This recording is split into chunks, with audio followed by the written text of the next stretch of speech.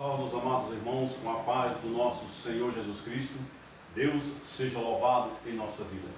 Neste momento, amada igreja, nós vamos estar meditando na palavra do Senhor, onde nós buscamos a entender os deveres espirituais do crente, o dever verdadeiramente dos homens, das mulheres de Deus, para se colocar na presença do Senhor. E nós viemos saber quais são os nossos deveres para que nós venhamos ser abençoados em tudo que nós vamos apresentado a Deus, em tudo que nós vamos colocar a nossa vida no altar de Deus. Nos diz assim, amada igreja, viver uma vida de oração. A palavra de Deus, igreja, nos diz lá na Epístola aos Romanos, no capítulo 12, versículo 12, nos diz assim, dessa maneira: alegrai-vos na esperança, sede cientes nas tribulações, perseverai na oração. É necessário, amada igreja, que nós vamos ter uma vida de oração. É necessário que nós vamos ter plenamente uma vida colocada no Senhor, um diálogo com Deus, porque a oração é um diálogo dos filhos com seu Pai amado, para que sejamos revestidos. E quando nós buscamos viver uma vida de oração, nós vivemos uma vida plena, um contato com Deus, um diálogo verdadeiramente com Deus, e nisso nós temos a resposta. Da mesma maneira, quando a filha de Cantuías, Paulo nos leva aos Romanos para nos colocar sobre essa questão na presença do Senhor, a estar na presença de Deus, buscando o revestimento, buscando o conhecimento, a santidade pelo intermédio da oração. Nos diz assim também, amada igreja, perseverar na ética cristã. De que maneira temos que perseverar na ética cristã? De que maneira? Na obediência, andando verdadeiramente da maneira que Deus tem nos colocado para que nós venhamos buscar Deus e ser abençoado em tudo que nós vamos fazer. Nos diz assim, amada igreja, lá no livro Alai de Canta de Provérbios,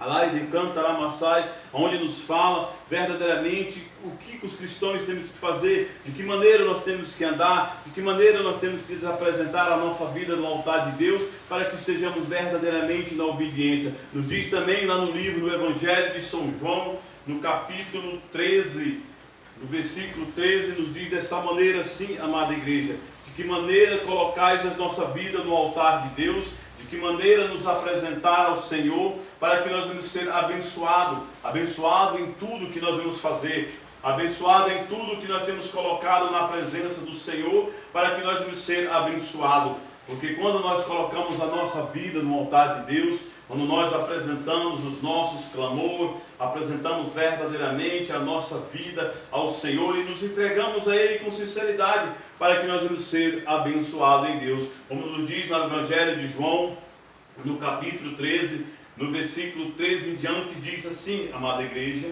como a palavra de Deus: vós que chamais mestre do Senhor e dizeis bens, porque eu o sou. Ora, se eu, Senhor, é mestre, vós lavai os pés, vós deveis também lavar os pés uns dos outros, porque eu vos dei o exemplo, para que quando eu vos dizer, faceis vós também. É necessário, a igreja nos traz sobre a humildade, a perseverança ética do cristão, quando ele obedece, quando ele respeita o seu irmão, quando ele verdadeiramente se coloca na presença do Senhor, e aí nós podemos ver o mover de Deus sobre a nossa vida. É dessa maneira que João ele nos explica, é dessa maneira que João ele nos ensina, a mesma maneira que o Senhor praticou, nós devemos praticar esse amor, essa sinceridade, para que as coisas, os frutos do Espírito Santo venham a ser derramados sobre nossa vida. Nos diz assim também: permanecei no amor fraterno. Isso é essencial. Paulo também nos ensina muito bem, amada igreja, onde ele nos fala ali na primeira epístola aos Coríntios, onde ele fala ali no capítulo 13, onde verdadeiramente nos mostra o que é necessário sobre o amor, o que é necessário sobre a caridade. Mas eu quero trazer somente ali na primeira epístola aos Coríntios, capítulo 13, no versículo 13, lá no último versículo, desse tema que diz assim: a soberana excelência da caridade, que se diz verdadeiramente o amor. Agora, pois, permaneceis a fé, a esperança e a caridade. Estas três, mas a maior desta é a caridade, é o amor. O amor ele tem que ser ser sincero, o amor ele tem que ser puro, o amor ele tem que ser verdadeiro, não fingido, para que verdadeiramente, igreja, nós podemos ver o dever do crente, do verdadeiro crente espiritual que se coloca na presença do Senhor e busca a conhecer e obedecer os mandamentos de Deus para que seja abençoado. E é dessa maneira que Deus ele tem nos ensinado, é dessa maneira que Deus tem nos colocado verdadeiramente para que nós sejamos um verdadeiro cristão, obediente na ética santa do Senhor. Para quê? Para que nós venhamos ser abençoados. E isso é para a reflexão da sua vida, isso é para a reflexão para que você venha atuar a tua vida na leitura bíblica, aprender verdadeiramente de que maneira eu tenho que andar, de que maneira eu tenho que falar, de que maneira eu tenho que viver. E aqui quando Paulo nos traz, ele nos ensina verdadeiramente sobre permanecer no amor fraternal, verdadeiro, sincero, para que verdadeiramente se coloca na presença do Senhor. E aí nós vamos ver o mover de Deus sobre a nossa vida, vamos ver o mover de Deus sobre o nosso viver, da mesma maneira como diz assim, aberto sempre ao perdão. É necessário, amada igreja, que nós vamos ter sempre aberto ao perdão. Nos diz aqui no Evangelho de São Mateus, no capítulo 6, no versículo 14 e diante, diz assim, amada igreja, glorificado seja o nome do nosso Senhor Jesus Cristo.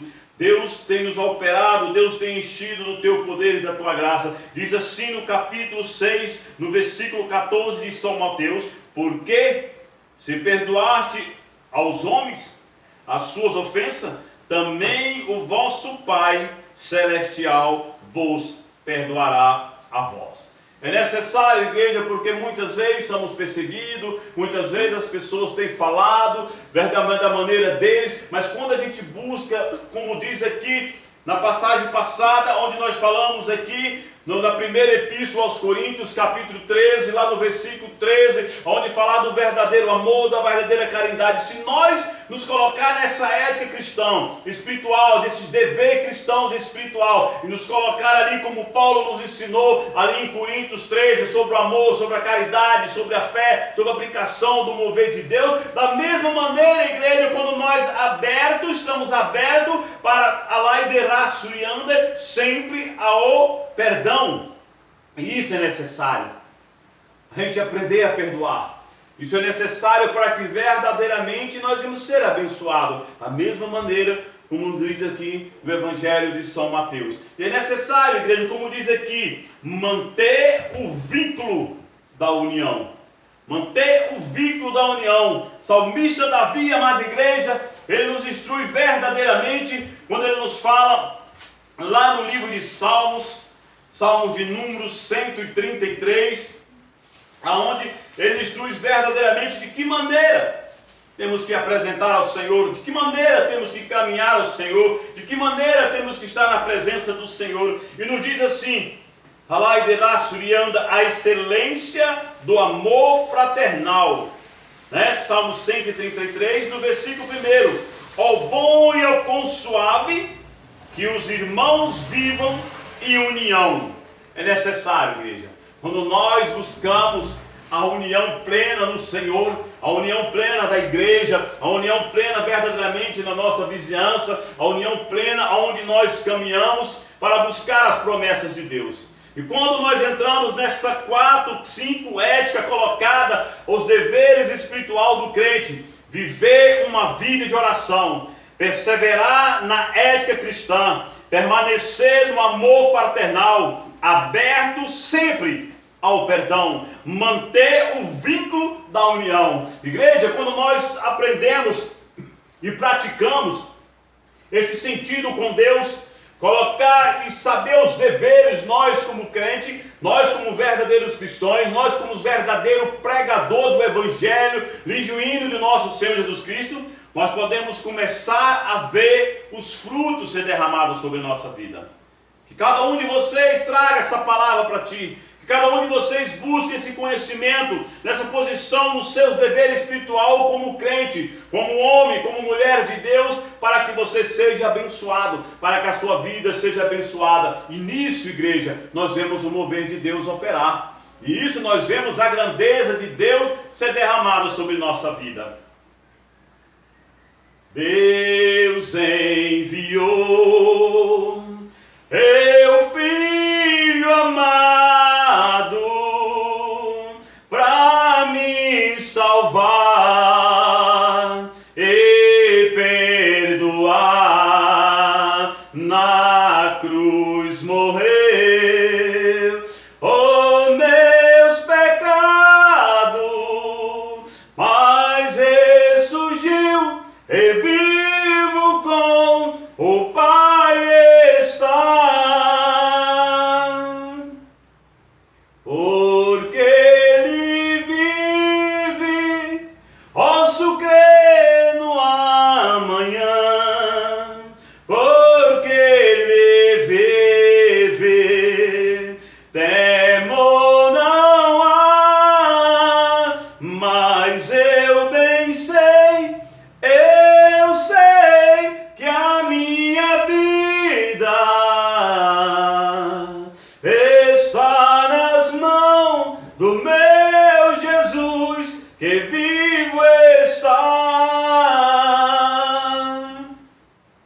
E quando enfim chegar a hora em que a morte enfrentarei, sem medo então terei vitória, verei na glória o meu Jesus, e vivo está,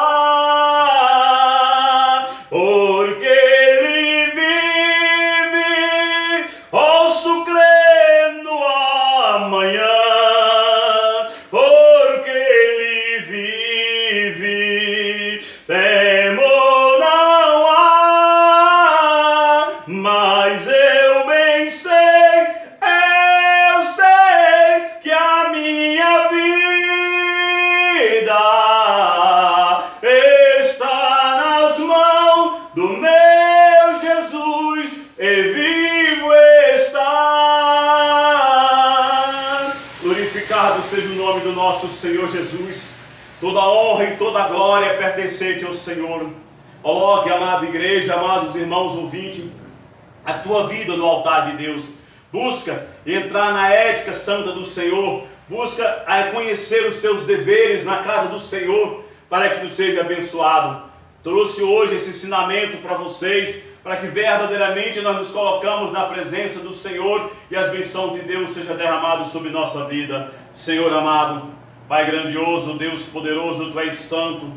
O Teu operar, Senhor, seja sobre nossa vida. Que o Teu operar, Senhor amado, seja sobre o nosso caminhar. Pai amado, que a Tua benção, Senhor, seja levada sobre cada lar, aonde receber esta palavra, que haja a união, a prosperidade, a alegria, que haja cura, Senhor, aonde se encontra algumas vidas enfermas, algumas vidas, Senhor amado, acorrentadas pelo inimigo, Senhor, que haja no mais profundo, porque a Tua palavra diz, nos ensina e edifica, que o Senhor é o nosso pastor e nada nos faltará. Deitar-nos faz em verdes pastos, guia-nos mansamente às águas tranquilas, refrigere a nossa alma pelo amor do Teu nome. Ainda que andássemos pelo vale da sombra da morte, não temeremos mal algum, porque o Senhor está conosco. A Tua vara e o Teu cajado nos consola. Prepare-te uma mesa perante nós, na presença dos nossos inimigos. Unges a nossa cabeça com óleo e os nossos cálices transborda. Certamente que a bondade e a misericórdia nos seguirão todos os dias de nossa vida. Senhor, que a Tua plenitude santa seja derramada sobre nossa vida,